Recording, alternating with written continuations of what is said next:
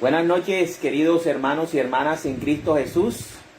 Hoy nuevamente tenemos una sesión más de este estudio que estamos realizando cada viernes desde el año pasado, leyendo un capítulo del libro del Génesis.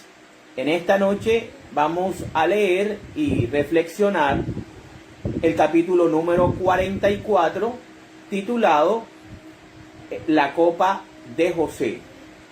Vamos a hacer en primera instancia la oración de invocación al Espíritu Santo, seguido de la lectura con su reflexión. Posteriormente hacemos una ampliación con textos auxiliares para terminar con la oración final y despedida. Vamos entonces a iniciar en el nombre del Padre, del Hijo, del Espíritu Santo. Amén. Padre Santo que estás en los cielos, Dios Padre Todopoderoso, te damos gracias, Señor, por un viernes más de vida, por un viernes más de trabajo, de salud, por un viernes más, Señor, con nuestra familia. Te damos gracias, Rey Celestial. Señor Jesucristo, pedimos tu bendición diaria. Maestro, enséñanos a vivir, enséñanos a luchar.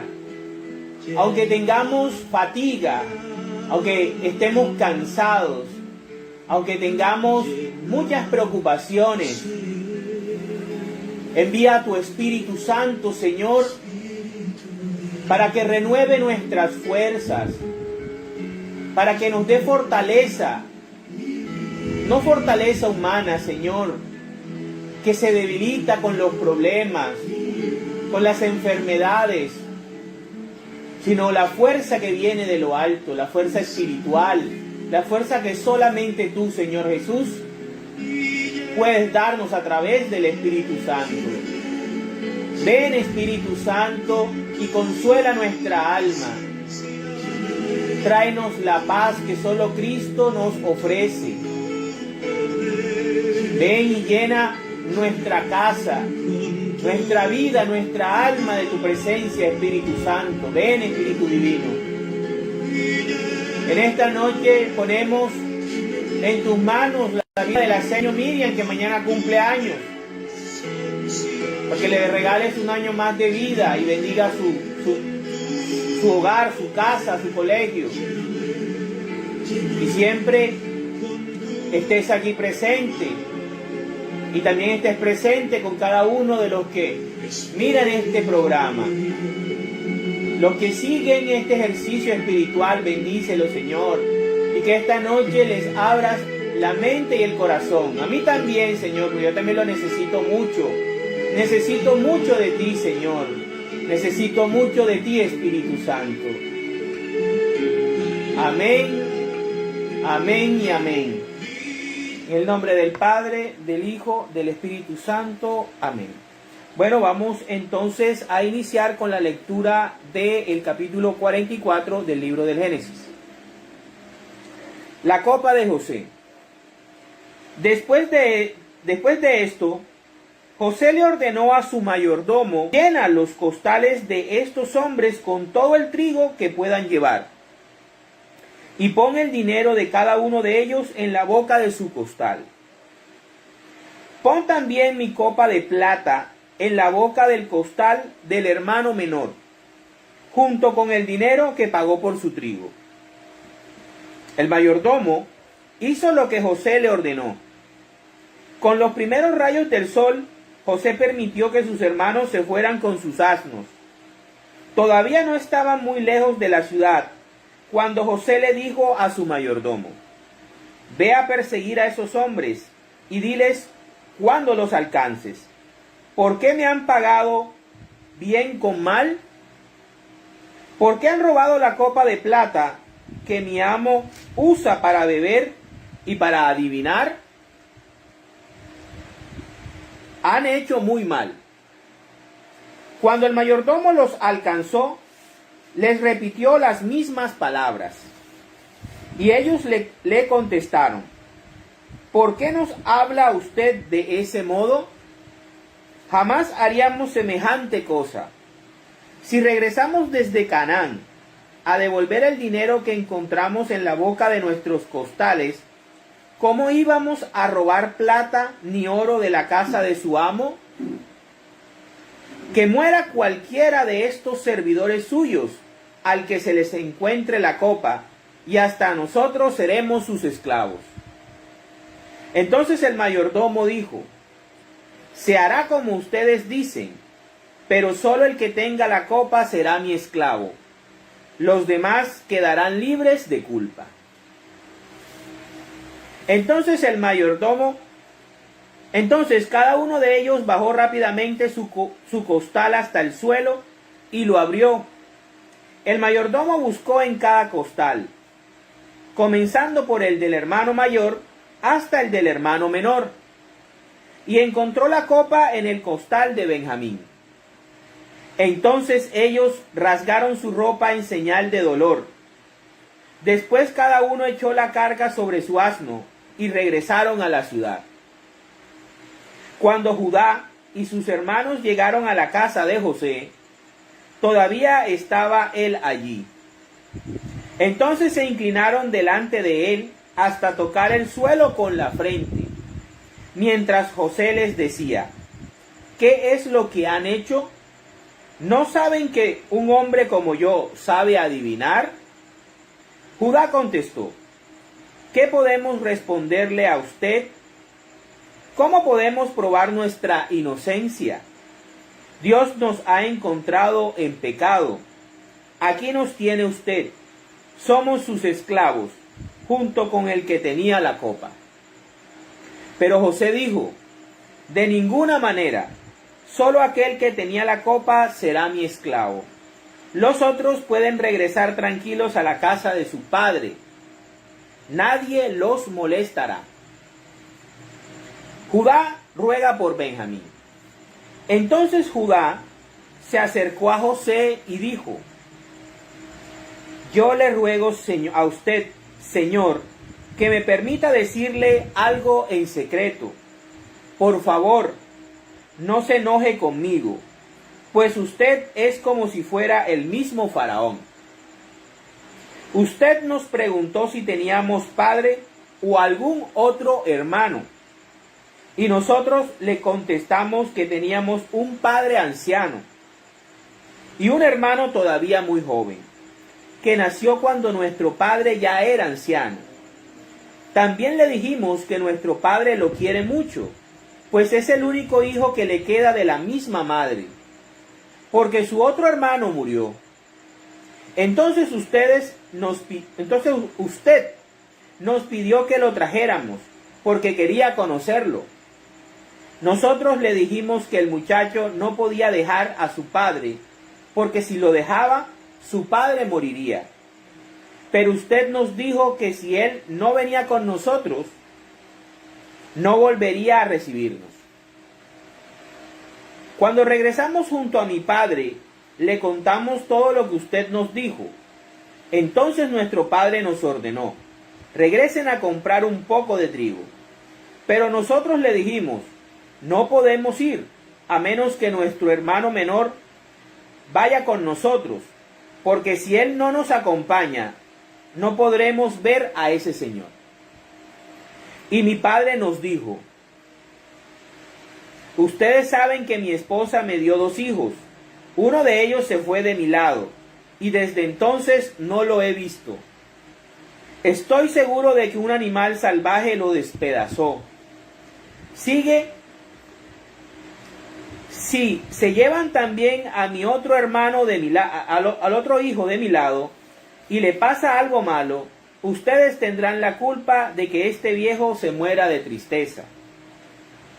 Así que la vida de mi padre está tan unida a la vida del muchacho, que si el muchacho no va con nosotros cuando yo regrese, nuestro padre morirá al no verlo. Así nosotros tendremos la culpa de que nuestro anciano padre muera de tristeza. Yo le dije a mi padre: que me haría responsable del muchacho, y también le dije, si no te lo devuelvo, seré el culpable delante de ti para toda la vida. Por eso yo le ruego a usted que me permita quedarme como su esclavo, en lugar del muchacho. Deje usted que él se vaya con sus hermanos, porque ¿cómo voy a regresar junto a mi padre si el muchacho no va conmigo? No quiero ver el mal que sufriría a mi padre. Palabra de Dios. Te alabamos, Señor.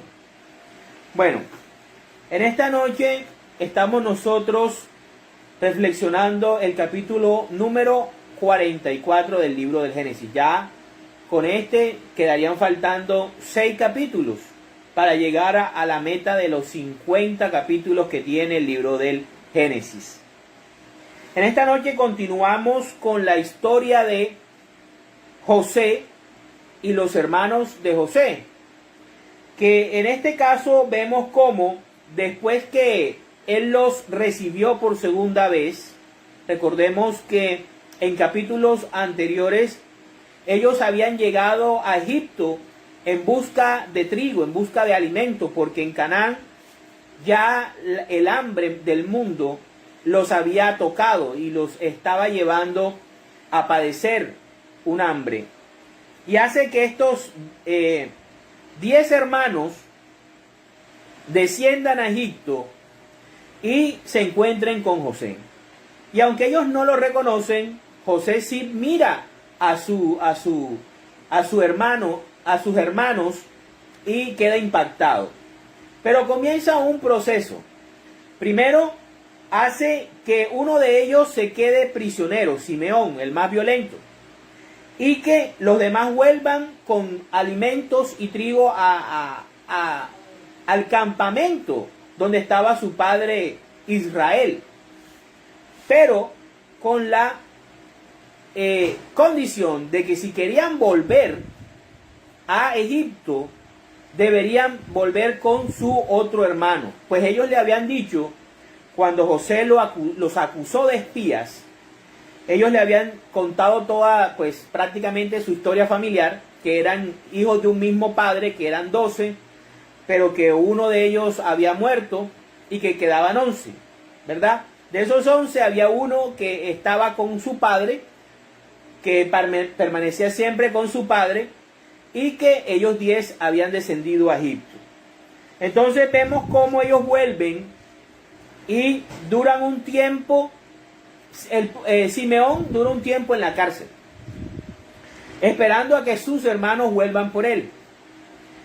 Y lo que ocurre es que pasa un tiempo en el que el alimento vuelve y se acaba. Sí, estoy haciendo un recuento. Vuelve y se acaba. Y Jacob les dice a sus hijos que vuelvan a Egipto a comprar trigo. Pero ahora no es Rubén el que habla, el primogénito biológico, sino es Judá, quien entabla una conversación, un diálogo con su padre, recordándole la condición que le había puesto el gobernador de Egipto, de que si no iba Benjamín, no podían volver, porque entonces iban a ser tratados como espías. Entonces, ahí vemos cómo Judá pone su prestigio, pone su vida, pone su familia en préstamo, en juego, pone su propio nombre en juego delante de su padre para que vaya Benjamín y que él se haga cargo de Benjamín y que él va a procurar que a Benjamín no le pase nada y que si le pasa algo, pues él será el culpable.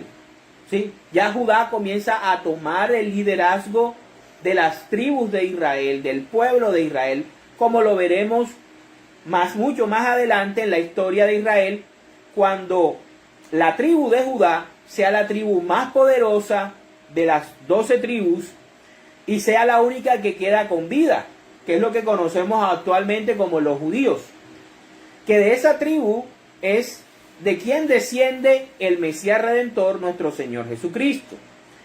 Y que cabe recordar que cuando se dividió Israel en dos, en Israel del norte, con capital en Samaria, se fueron 10 tribus.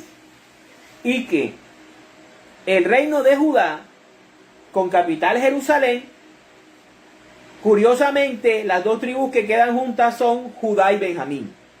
¿Sí? Entonces fíjense cómo la historia va marcando desde el principio, desde el Génesis, cómo se va a desarrollar la historia del pueblo de Dios, cómo se van a ir mezclando las tribus. Y es ahí cuando, al llegar ellos con Benjamín a la casa de José, José los trata bien, que fue el capítulo que vimos el viernes pasado, donde nosotros vimos cómo José los trató muy bien y compartió la mesa con ellos, aunque ellos estaban en una mesa aparte. José les dio de comer de su mesa y les dio de beber de su copa, ¿verdad? Como una clara señal a lo que era lo que es la Eucaristía, lo que es la liturgia, ¿sí? La fracción del pan, como se conocería de posteriormente en la iglesia primitiva y como el apóstol San Pablo escribiría en sus cartas apostólicas, la tradición que recibí y que yo le transmito a ustedes, ¿verdad? Que es lo que celebramos el Jueves Santo. Entonces, ¿ahora qué ocurre? José tiene la intención de probar si sus hermanos siguen siendo los mismos egoístas, los mismos seres malvados que se deshicieron de él, o si realmente aprendieron de la lección, han aprendido todos estos años y son capaces de amar a un hermano querido por su padre como es Benjamín. ¿Sí? Porque Jacob está prácticamente cometiendo el mismo error que cometió con José cuando estaba en Canaán. ¿Sí? Tenía un preferido. Y es que Benjamín viene siendo el último hijo que tiene, que lo tiene en la vejez, y es el último hijo que le da su amada esposa Raquel antes de morir, ¿verdad? Entonces, como ya le quitaron a José, para Jacob, para Israel, Benjamín era su hijo más preciado. Entonces, ahí podemos ver cómo José quiere conocer el corazón de sus hermanos y les pone una trampa. Le dice a su mayordomo que en los costales donde van a llevar el trigo, nuevamente les devuelva la plata. ¿Sí? El devolver el dinero es símbolo de la gracia de Dios. Que Dios todo lo que nos da, nos lo da gratis, porque a Él le nace, porque Él quiere, porque Él anhela vernos felices. ¿Sí? Aunque muchas veces estemos en dificultades, estemos en problemas, es importante que nosotros hagamos el esfuerzo de creer en Dios y de esperar en Dios siempre lo mejor. Entonces vemos cómo él le da la orden al mayordomo que le coloque la copa de él, la copa donde bebió, ¿sí? Que es de plata, muy importante eso, en el costado de Benjamín. ¿Sí? Él quiere ver cómo van a reaccionar sus hermanos cuando ese hermano menor, querido por su padre, esté en peligro, vaya a quedar esclavo de un extranjero. O sea, es la misma situación. José propicia la misma situación en la que él estuvo involucrado, cuando iba a quedar como esclavo de unos extranjeros, que eran los ismaelitas, que después le lo vendieron a Potifar el egipcio. Entonces aquí vemos cómo José arma una prueba para sus hermanos, ¿sí? Y sus hermanos la van a superar, porque ellos han crecido, porque ellos han vivido con la pena, con la culpa, con el dolor de su padre, de ver a su padre triste. Judá es uno de los hombres que más ha sido marcado por la desaparición de José. Es uno de los que más ha sido marcado. Es él ahora el que no quiere repetir la historia que ocurrió con José. Él va a proteger a Benjamín. incluso entregando su propia vida como prefigura de nuestro Señor Jesucristo. Recordemos que todos los personajes y personas bíblicas hasta cierto punto reflejan el carácter de Cristo. Sí, muchos de ellos fallaron, muchos de nosotros, todos nosotros fallamos, tenemos debilidades, tenemos falencias, tenemos defectos. Pero en algún momento la bondad que el Espíritu Santo a través de los sacramentos nos inspira hace que también nosotros reflejemos a Cristo.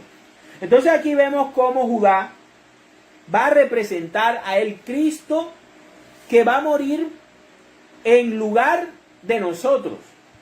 El que se pone en lugar de nosotros para pagar una condena, para pagar una pena. Aunque aquí Benjamín es inocente, obviamente.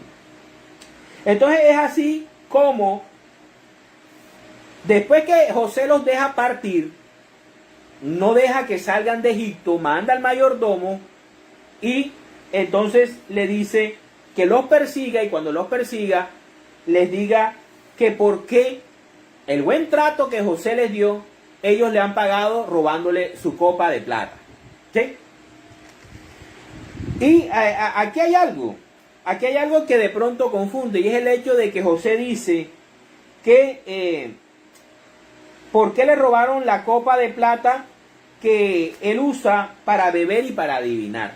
Bueno, básicamente no puedo decir mucho de eso, porque no sé si en verdad era una forma de esconder la personalidad real de José, para que no sospecharan de que él era José, el hermano de ellos.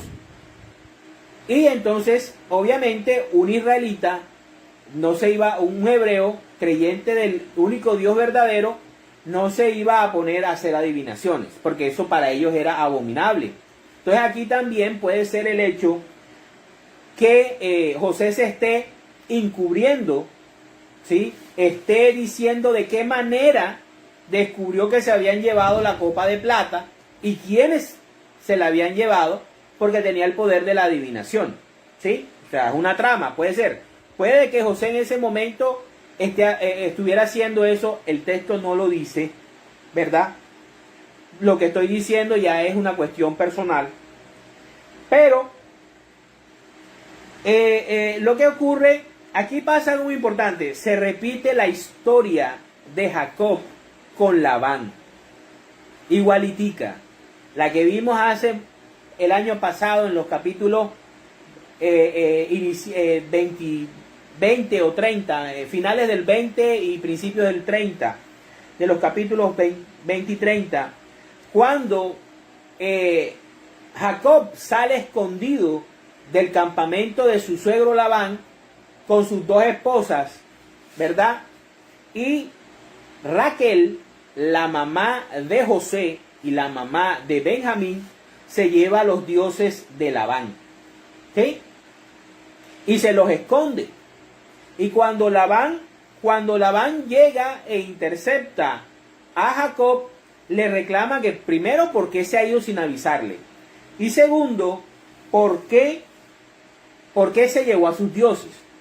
A lo que Jacob, muy indigno, le dice que él no tenía necesidad de robar nada de su suegro, que todo lo que tenía, él se lo había ganado, incluyendo sus dos esposas. Y que si alguien había cogido esos dioses, iba a morir, sin saber que él mismo estaba condenando a muerte a la mujer que amaba. Y así pasa, porque la mujer que termina muriendo es Raquel, cuando está dando a luz a Benjamín. Entonces fíjense cómo hay esta conexión. Aquí vemos cómo ocurre lo mismo. Los hermanos de José ya han cambiado de tal manera que confían unos en otros y confían tan ciegamente en la honestidad de todos, que se ofuscan y juran y dicen, ellos dicen, ¿cómo iba a robar plata ni oro de la casa de su amo? Que muera cualquiera de estos servidores suyos al que le encuentren la copa, y hasta nosotros seremos sus esclavos. O sea, tenía una confianza así como su padre en su momento, sin saber de que la copa sí estaba en uno de ellos, aunque ni donde estaba no sabía tampoco. ¿Sí? O sea que la fe y la confianza era genuina. Pero, ¿qué ocurre? A veces suena soberbio, ¿sí? Tener una certeza tan grande de la rectitud de las personas, ¿sí? Entonces, ¿qué ocurre? Obviamente el mayordomo sabía dónde estaba la copa y que sí la tenían. Por eso es que dice que se hará como ustedes dicen, pero solo el que tenga la copa será mi esclavo. Solo uno, solo el que tenga la copa será mi esclavo, porque él sabía que era el hijo menor, era el hermano menor, que era Benjamín.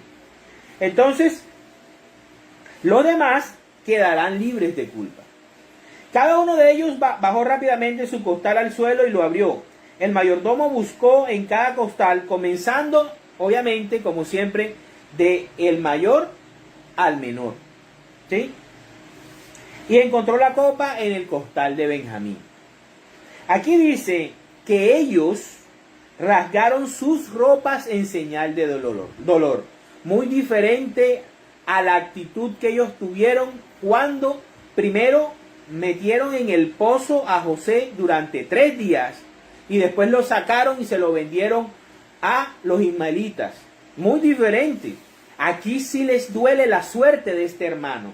Aquí la sangre sí está unida. Aquí no son ya hermanos de un mismo padre y de diferentes madres. Ahora son un pueblo. Ahora están unidos. Aman a su hermano menor, aunque tenga el cariño de su padre. Lo aman y aprendieron a amar a su padre. Aquí hay otros hombres. Aquí hay otro corazón. Aquí hay otra actitud. ¿Sí? Entonces aquí dice que ellos rasgaron su ropa en señal de dolor. Y después cada uno echó la carga sobre su asno. Cada uno tomó su carga. Cada uno se hizo responsable de su peso. Y regresaron a la ciudad. Cuando Judá y sus hermanos llegaron a la casa de José, todavía estaba él allí. Entonces se inclinaron delante de él hasta tocar el suelo con la frente. Lo mismo que hizo Jacob cuando se encontró con su hermano Esaú. ¿Recuerdan? Cuando regresaba a ver a su padre Isaac, que estaba muriendo, ¿verdad? Jacob envía una serie de cosas adelante, regalos, para que Esaú lo perdone.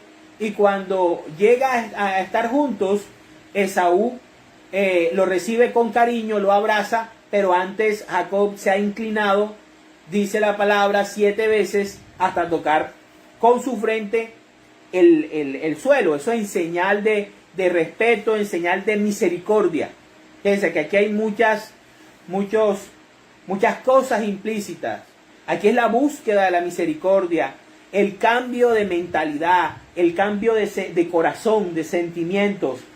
Aquí es cuando José entonces le dice que qué es lo que han hecho. ¿No saben que un hombre como yo sé adivinar?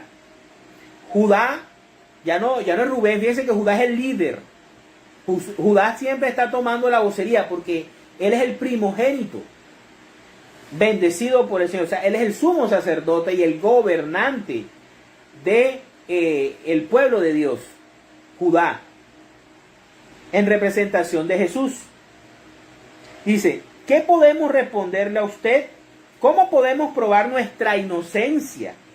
Dios nos ha encontrado en pecado. Todavía el pecado de haber vendido a su propio hermano, de haber dejado a suerte su propio hermano, le pesa a Judá. Y reconoce Judá que todo el mal que les está pasando, toda la situación que está ocurriendo, es por culpa de ese pecado y en el cual Dios los ha encontrado. Entonces, esto viene siendo la penitencia. Este viene siendo el momento de reconocer el pecado. Este es el momento en el que ellos se desnudan. Fíjense que ellos se rasgaron las vestiduras. Es el momento de la humillación, se arrodillaron. Rasgarse las ropas es como si estuvieran pasando una cuaresma. Ellos están pasando su cuaresma buscando la misericordia de Dios y la misericordia de José para que deje ir a Benjamín. Entonces José viene y le dice, entonces Judá sigue, aquí nos tiene usted, somos sus esclavos, ya no es, él es el esclavo. No, mira, vamos a aprovechar y vamos a deshacernos también de Benjamín. Ya, es el pretexto. No, padre, mira, ellos pudieron volver a Canaán y decirle a Jacob, vea, nosotros no sabíamos que su hijo preferido, tu hijo, era un ladrón. Allá robó la copa del gobernador y allá se quedó preso. Ellos podían hacer eso. Esa era una posibilidad. Podían continuar con su maldad y podían continuar con su falta de hermandad, pero no. Aquí ya estos hombres, el dolor, la culpa, la pena de haber prácticamente desaparecido a su propio hermano, hizo que cambiaran y que maduraran. Entonces es ahí cuando todos toman la decisión unánime de como pueblo, si se queda Benjamín, nos quedamos todos. Todos quedaremos aquí como esclavos. Si se queda él, nos quedamos todos. Pero José le dijo, de ninguna manera, solo aquel que tenía la copa será mi esclavo. Fíjense cómo José les pone más duro la presión. Los otros pueden regresar tranquilos a la casa de su padre, nadie los molestará. José le pone todavía más presión para ver hasta dónde llega el amor de hermanos. Entonces, aquí es donde viene lo bonito. Judá ruega por Benjamín. Y fíjense, como yo les decía, las tribus de Israel se dividen después del reinado de Salomón en dos partes. En el reino de Israel del norte, con capital Samaria, compuesta de 10 tribus, las famosas 10 tribus perdidas de Israel. Y el reino del sur, conocido como el reino de Judá, capital Jerusalén, compuesta por Judá y Benjamín. Ahí va la cosa. Entonces Judá se acerca a José y le dijo, yo le ruego a usted, Señor, que me permita decirle algo en secreto. Oración. Por favor, no se enoje conmigo, pues usted es como si fuera el mismo faraón. Usted nos preguntó si teníamos padre y comienza a contarle pues todo lo que sucede, todo lo que pasa. Todo lo que sucedieron en los otros capítulos, ¿verdad? Entonces, ¿qué es lo que ocurre? Judá comienza a hacerle un énfasis. El joven vino porque usted lo solicitó, porque nosotros necesitábamos volver y comprar trigo. Pero mi padre está tan apegado a él que si nosotros lo dejamos aquí, nuestro padre muere. Fíjense, ya no solamente le interesaba la vida de su hermano, sino la vida y el dolor de su padre. Fíjense cómo cambiaron, cómo han cambiado, cómo la vida y la culpa lo fue transformando. Entonces dice Judá, así que la vida de mi padre está unida a la vida del muchacho, que si el muchacho no va con nosotros, cuando yo regrese, nuestro padre morirá al no verlo. Así nosotros tendremos la culpa de que nuestro anciano padre se muera de tristeza. Yo le dije a mi padre que me haría responsable del muchacho. Y también le dije, si no te lo devuelvo, seré el culpable delante de ti para toda la vida. Por eso yo le ruego a usted que me permita quedarme. Intercesión, intercambio. Aquí es donde Judá representa a Cristo. Por eso yo le ruego a usted que me permita quedarme como su esclavo en lugar del muchacho. Deje usted que él se vaya con sus hermanos, porque ¿cómo voy a regresar junto a mi padre si el muchacho no va conmigo? No quiero ver el mal que sufrirá mi padre. Judá entiende que él no le va a pasar 2 veces lo mismo. Que no va a ocurrir 2 veces esa falta de liderazgo, esa falta de carácter, esa falta de ponerle un freno a sus hermanos cuando vendieron a José. Y recordemos que es Judá el que da la idea de vender a José a los ismaelitas. Es Judá quien aparentemente le salva la vida a José. Y ahora Dios siempre redime a las personas. Así como Pedro primero negó 3 veces a Jesús y luego Jesús lo conforta 3 veces. Le pregunta: Pedro, ¿me amas? Se lo pregunta 3 veces. Y esas 3 veces tienen la significación de las 3 veces que lo negó. Aquí vemos cómo Judá en esta situación, ante el hermano menor, ante el hermano preferido de su padre, ya no se hace un lado, ya no es débil, sino que ya toma el lugar que como primogénito escogido por Dios le toca. Y da su vida y pone su propia vida en manos de José para que Benjamín se vaya y él quedarse como esclavo. Entonces podemos ver este capítulo que, digamos que para mí es la primera parte de uno de los momentos más hermosos de la Biblia, y es la reconciliación de José con sus hermanos, que lo veremos el próximo viernes, si Dios nos da vida y si nos permite estar aquí presentes. Veremos cómo sucede esa reconciliación. Ya después de que hemos visto de que los hermanos de José han cambiado, ya tienen una visión de pueblo, una visión de familia, ya no son 12 hombres de un mismo padre y de diferentes mujeres, ya son unos hermanos que aman a su padre y se preocupan por el dolor de su padre, y aman a su hermano menor y están dispuestos a quedar como unos esclavos en Egipto. Se cumple en ellos el famoso dicho que dice: o todos en la cama o todos en el suelo, para la gloria de Dios. Ahora quiero compartir con ustedes algo sencillo, algo que me llamó la atención. ¿Por qué la copa de José?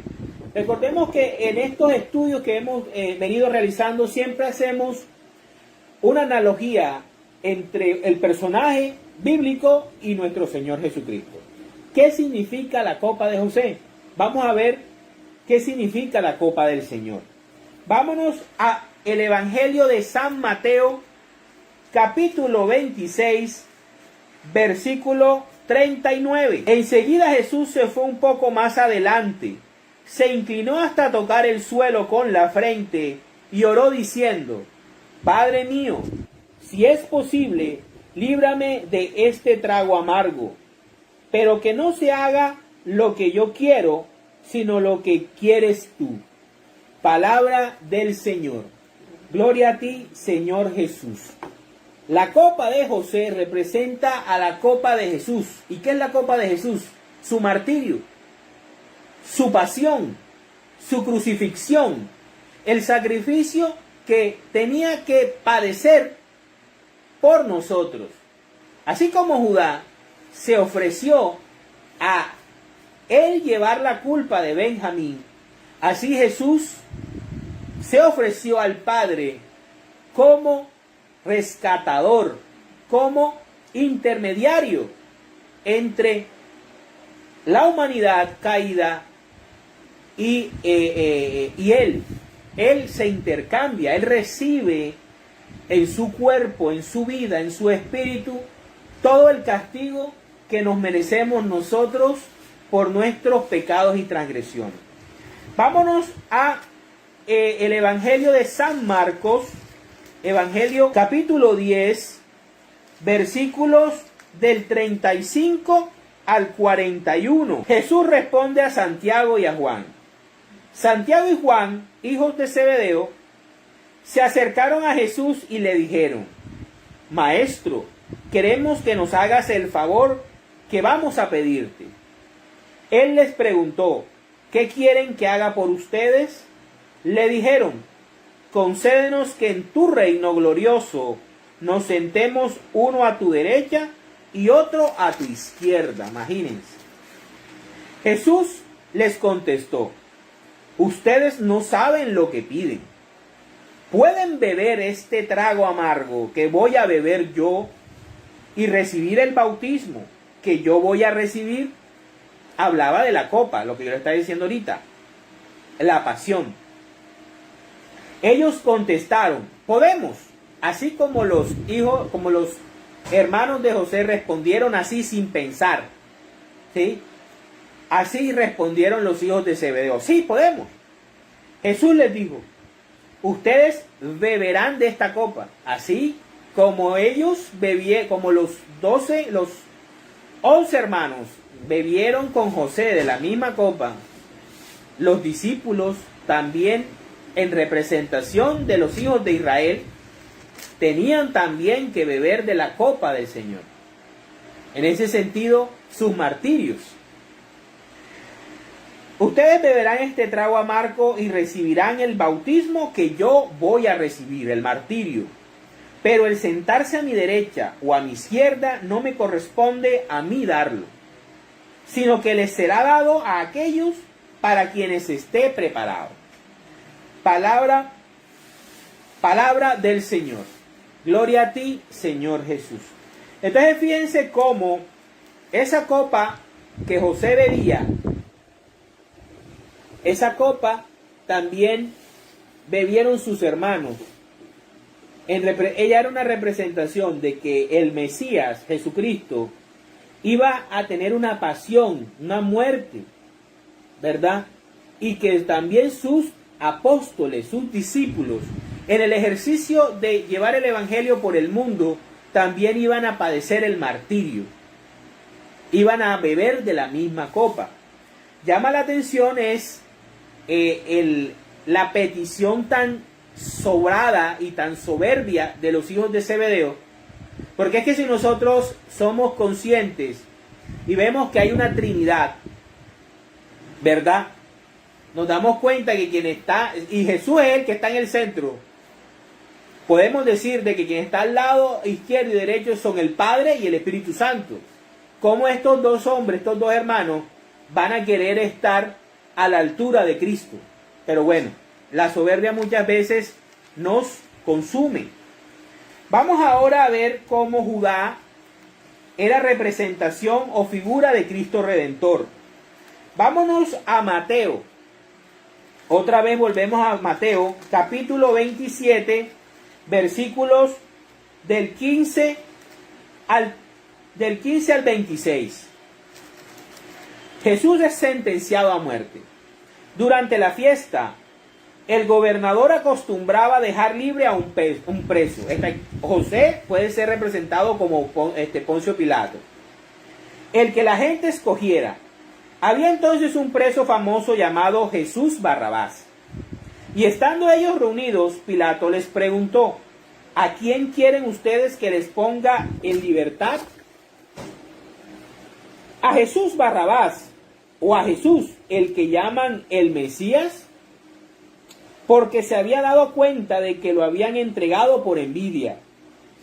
Mientras Pilato estaba sentado en el tribunal, su esposa mandó a decirle: no te metas con ese hombre justo, porque anoche tuve un sueño horrible por su causa. Pero los jefes de los sacerdotes y los ancianos convencieron a la multitud de que pidieran la libertad de Barrabás y la muerte de Jesús. El gobernador les preguntó otra vez: ¿a cuál de los dos quieren ustedes que les ponga en libertad? Ellos dijeron: a Barrabás. Pilato les preguntó: ¿y qué voy a hacer con Jesús, el que llaman el Mesías? Todos contestaron: crucifícalo. Pilato les dijo: pues, ¿qué mal ha hecho? Pero ellos volvieron a gritar: crucifícalo. Cuando Pilato vio que no conseguía nada, sino que el alboroto era cada vez mayor, mandó traer agua y se lavó las manos delante de todos, diciendo: yo no soy responsable de la muerte de este hombre, es cosa de ustedes. Toda la gente contestó, y esto se cumplió. Esto se cumplió 2 veces. Yo no soy, cuando Pilato dijo, yo no soy responsable de la muerte de este hombre, es cosa de ustedes, toda la gente contestó, nosotros y nuestros hijos nos hacemos responsables de su muerte.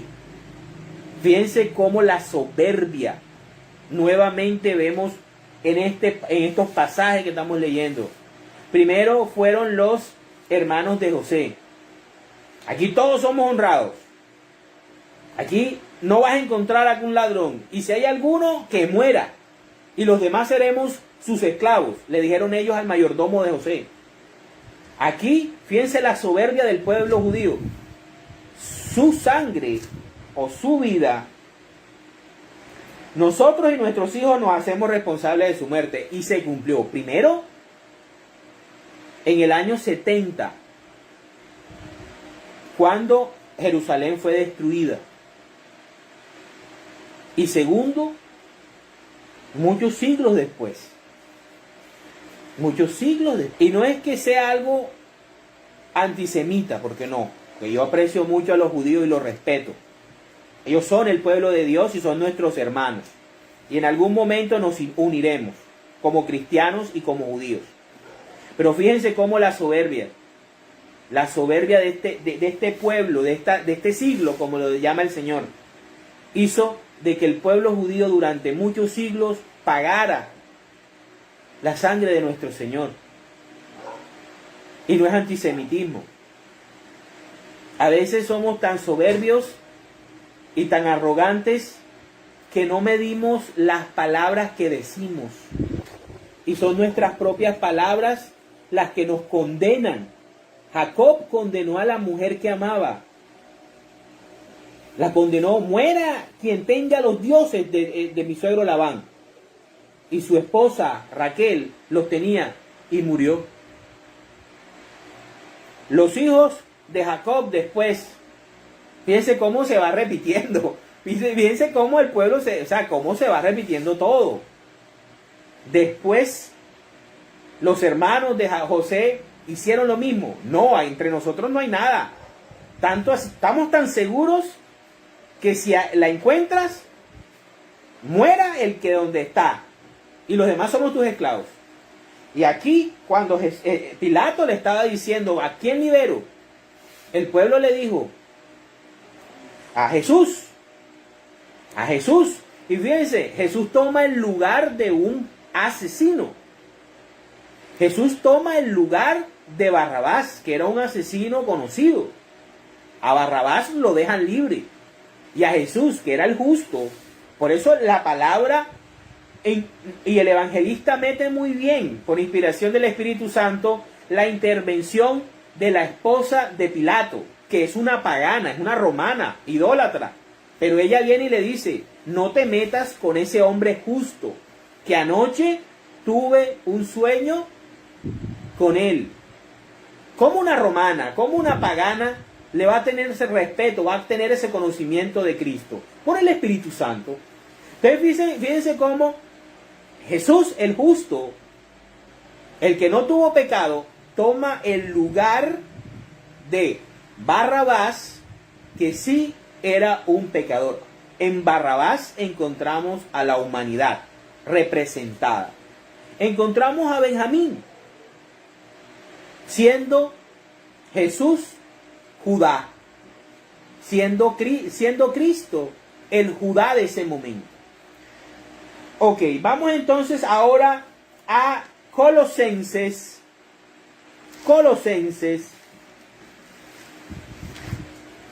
capítulo 1, versículos del 15 al 20. Cristo es la imagen visible de Dios, que es invisible. Dios es invisible. Es su Hijo primogénito, anterior a todo lo creado. En él Dios creó todo lo que hay en el cielo y en la tierra, tanto lo visible como lo invisible, así como los seres espirituales que tienen dominio, autoridad y poder. Todo fue creado por medio de Él y para Él. Cristo existe antes que todas las cosas y por Él se mantiene todo en orden.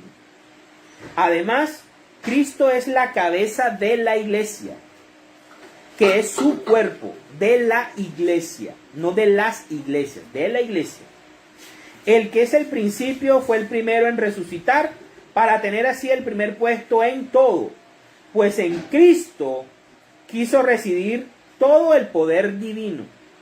Y por medio de él, Dios reconcilió a todo el universo, ordenándolo hacia Cristo, hacia Él.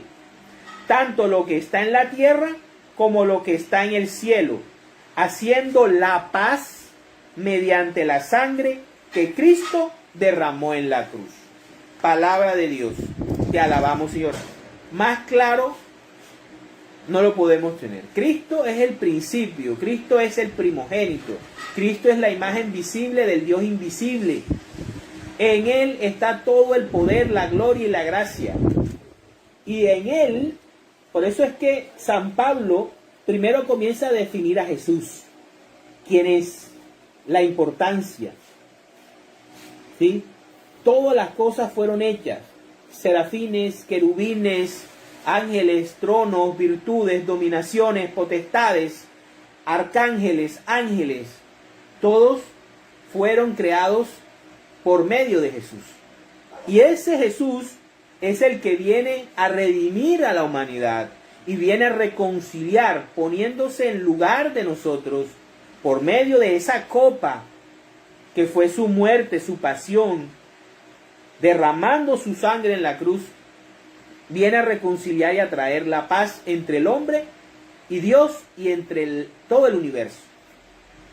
Para terminar, vámonos a 2 de Corintios, capítulo 5, versículo del 19 al 21, que nos dice, es decir, que en Cristo Dios estaba reconciliando nuevamente la palabra reconciliación. Lo que va a ocurrir o lo que está ocurriendo entre el capítulo 44 y el capítulo 45 es la reconciliación de José con sus hermanos. Y aquí nos muestra el Señor la palabra de que en Cristo Dios estaba reconciliando consigo mismo al mundo, a la humanidad pecaminosa, sin tomar en cuenta los pecados de los hombres, y a nosotros nos encargó que diéramos a conocer este mensaje a los apóstoles, los cuales beben también de la copa. ¿Pero por qué beben de la copa? Porque ellos están evangelizando. Así que somos embajadores de Cristo, lo cual es como si Dios mismo les rogara a ustedes por medio de nosotros. Así pues, en el nombre de Cristo les rogamos que acepten el reconciliarse con Dios. Cristo no cometió pecado alguno, pero por causa nuestra Dios lo hizo pecado para hacernos a nosotros justicia de Dios en Cristo. Palabra de Dios. Te alabamos, Señor. Y bueno, es aquí cuando nosotros debemos darnos cuenta de que debemos buscar a Dios todos los días. Todos los días. No debe haber un día en que nosotros no estemos hablando con Dios y estemos unidos a Dios. Más cuando tenemos problemas, más cuando tenemos dificultades, más cuando nos sentimos a veces agobiados, tristes, estresados. Debemos buscar a Dios y esperar de que Él nos sane y que Él nos alivie y que nos ayude en nuestras preocupaciones. Para la gloria de Dios. En el nombre del Padre, del Hijo, del Espíritu Santo. Amén. Señor, te damos gracias esta noche por esta oportunidad más de poder compartir tu palabra con nuestros hermanos y hermanas. Te rogamos, Señor, por nuestras preocupaciones y las ponemos en tus manos. Te rogamos, Señor, que aunque el camino sea difícil, lo que más necesitamos es que estés tú presente en nuestro corazón y nos des la seguridad que necesitamos para continuar en la vida. Gracias, Madre Santa, por acompañarnos todos los viernes ruega por nosotros, por nuestra vida y por nuestra familia. Amén, amén y amén. En el nombre del Padre, del Hijo, del Espíritu Santo.